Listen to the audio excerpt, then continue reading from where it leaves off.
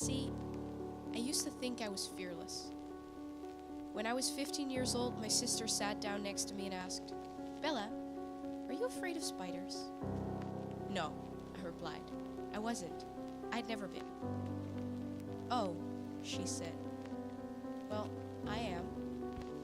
She was silent for a moment before she frowned. "Then, what are you afraid of?" I remember crossing everything off on a mental list of cliché things that people can be afraid of. Bears, clowns, dark heights, that one creepy teacher that always picks on you, cats, dogs, birds. I thought of fire, blood, ghosts, and those were, in my head, all the things a human being could possibly, maybe, be afraid of. "I'm not afraid of anything," I remember telling her. "I'm fearless," I remember telling me. That was because I thought I was in love with the unknown. And what else is a fear of anything than a fear of the unknown? And what is there not to love about the things that you don't know? But many disagreed. Many took the paved road with the streetlights. I prefer the sand than the dark. It got me into trouble many times, but it got me into trouble as many times as it brought me favors and adventures. And because of the cornucopia at the end of every dark road, I will always take the risk. Leap without looking. There we were again. I wanted to know who you were. Why I wanted that has always remained a question to me. I guess I wanted to know if there would be a spark when we touched. I guess I wanted to see if there was a gleam in his eyes when he looked at me.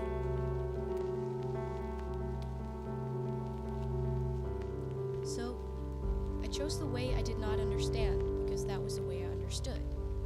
I wanted to know how it was possible that we were crossing each other but not at the same time. Why we were seeing each other but with different eyes. Why the moment I turned my head to look, he had already looked away. Why I was left standing on my own asking myself what I did wrong. Did I do anything wrong? Or did I just wait too long? Give me back my spark, please. It was so much later I realized how afraid I had been. Usually I'm so eternally grateful that I am the writer that I am, that I can lock the words buzzing inside my mind between the black lines and the blue ink of a notebook, but this time, I barely even dare. Usually heartbreak inspires so bad a poet in me, but now I am too afraid. Not afraid because I don't know what can happen, but because of what I know is a possibility. Afraid that giving into this will give me an unknown that I already know. An unknown that I don't want to know again. And I found myself stuck in my own mantra. Do I like him? Do I like him?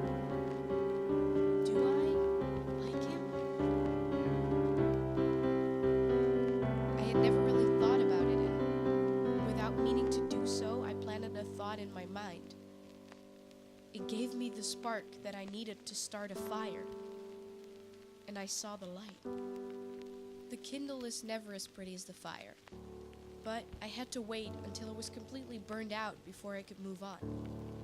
If the tiniest bit of fire catches onto its surroundings, the kindle could turn into a blaze and I'll be more lost than ever before. But it also gave me too much time to think.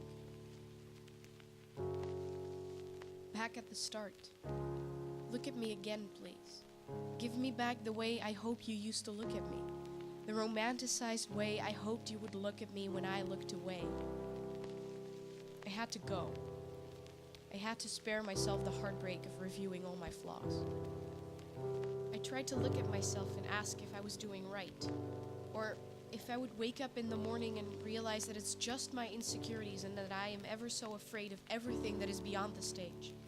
Because I am. Because stage is safety, and what I have learned is at my back, and maybe I'm projecting, and maybe I'm afraid of the unknown. And damn it all, I'm afraid.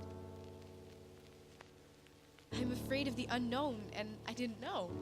There's a truth in your contradiction, because honey, You just stapled your heart back together. Are you ready for another ride? Didn't think so. You need to give the glue time to set. You need to stand still. Everyone always says it, don't they? Stand still. Stand still for a moment and take a deep breath. Stand still and for once try to understand what you are saying. Stand still because I can hear your words, but I don't feel their meaning. You're not speaking your words. You're saying them. And they're right. Everything that comes out of my mouth is a string of words that I only half understand, and I know that they're supposed to be there in that particular order, but I have to take deep breaths and long pauses not to stumble.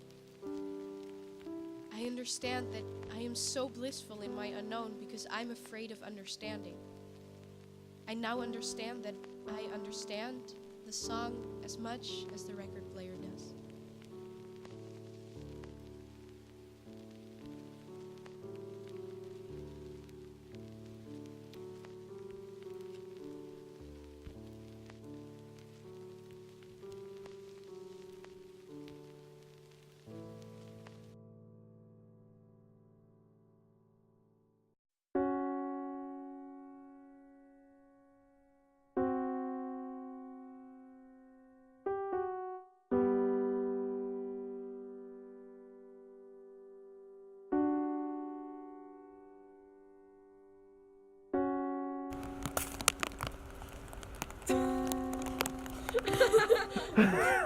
Allemaal behind the scenes materiaal.